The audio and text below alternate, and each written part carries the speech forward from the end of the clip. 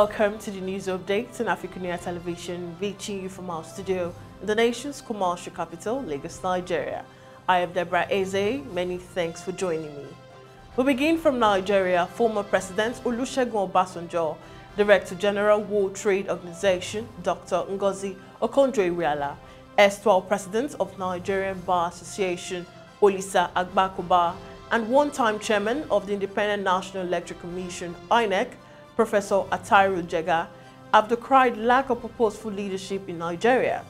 They spoke at a colloquium entitled Building the Nigeria of Our Dreams, organized by King's College Old Boys Association to mark the 113th anniversary of the institution in Lagos. Obasanjo, who led the King's Week 2022 colloquium, lamented the absence of a right leadership interested in basic economy, saying Nigeria as a country remains poor and insecure, beset with other challenges due to choice of leaders. He stressed that lack of trust had destroyed the confidence needed to move the nation forward. Also, Okonjo-Iweala regretted that Nigeria lacks a social compact that could guide management of its resources. Nigeria lacks a sacrosanct social compact. In the country, there should be a guideline that dictates certain things that should be sacrosanct. We should have guiding principles to decide how to manage, save, spend, and take vigorous actions on our revenues. As a country, we need to have certain indicators of how our economy should be governed. Jega, in his submission, enjoined Nigerians to be fully involved in political and electoral activities, noting the lack of quality leadership, selection process, and painstaking criteria for choosing leaders remain a major challenge in the country. Earlier, KCOBA President Alhaji Kashim Ibrahim Imam pleaded with government to hold fuel subsidy, saying it is a fraud that will steal or will kill what is left for the country. And now moving on, despite the crisis rocking the People's Democratic Party (PDP), the party is going ahead with preparations for the commencement of its presidential campaign for the 2023 general elections, without the embattled governor of Rivers State, Wike, and members of his team. This is as the party's presidential candidate, Alhaji Atiku, assured that disagreements among members would be resolved very soon. Meanwhile, the presidential candidate of the Labour Party, Mr. Peter Obi, has said that his government, if elected as president in 2023, would streamline governance and ensure that it is responsive, transformative, and effective. Wike and his supporters had on Wednesday put out of the campaign council of the party's presidential candidate and vowed not to play any role until the national chairman of the PDP, Senator Iochia Ayu, resigned. However, it was learned that the PDP, which has fixed Wednesday, September 28th, for the inauguration of the campaign council, is considering 3 states venue for the flag off. Meanwhile, the presidential and National Assembly campaign begin the same Wednesday, according to the Independent National Electoral Commission timetable, and will run through Thursday, February 23rd, 2023, while the election proper holds Saturday, February 25th, 2023. Now, away from Nigeria, Mali's interim Prime Minister poured damning criticism on France at the UN, saying they were stabbed in the back when the French military withdrew from the country. Abdoulaye Idrissa Maiga said Mali felt abandoned in its fight against terrorism.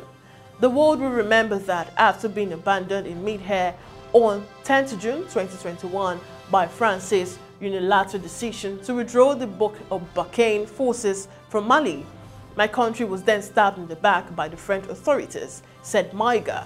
In view of the seriousness of the acts committed by the French junta, Mali, in its letter dated 15 August 2022, requested an emergency meeting of the United Nations Security Council. The purpose of this meeting is to allow Mali to present the evidence in its possession, demonstrating that the French army has repeatedly attacked my country. France intervened militarily in 2013, leading an effort to house Islamic extremists from control of the northern Malian town they had overtaken. Over the past 9 years, France had continued its presence in a bid to stabilize the country amid repeated attacks by insurgents. But the Prime Minister said the fight is now in the hands of citizens. Wike also directly criticized UN Secretary General Antonio Guterres, but praised the influence of Russian mercenaries and the exemplary and fruitful cooperation between Mali and Russia. Still on the African scene, Uganda said on Sunday its Ebola caseload had jumped to 16 people, while a further 18 people also likely had the disease, fueling fears of a spreading outbreak that involves a strain for which a vaccine has not yet been found. In a tweet, the Ministry of Health also said the death toll of confirmed cases remained 4, while 17 others classified as probable cases had also died. The outbreak had also now spread to 3 districts, all in central Uganda. The East African country last week announced the outbreak of Ebola and hemorrhagic fever, whose symptoms include intense body weakness, muscle pain, headache and sore throat, vomiting, diarrhea and rashes, among others. The World Health Organization says the Ebola Sudan strain is less transmissible and has shown a lower fertility rate in previous outbreak than Ebola Zaire, a strain that killed nearly 2,300 people in the 2018-2020 epidemic in neighboring Democratic Republic of the Congo. We now go on a short break, and when we come back, it's headlines making the rounds on the foreign scene. Just stay with me.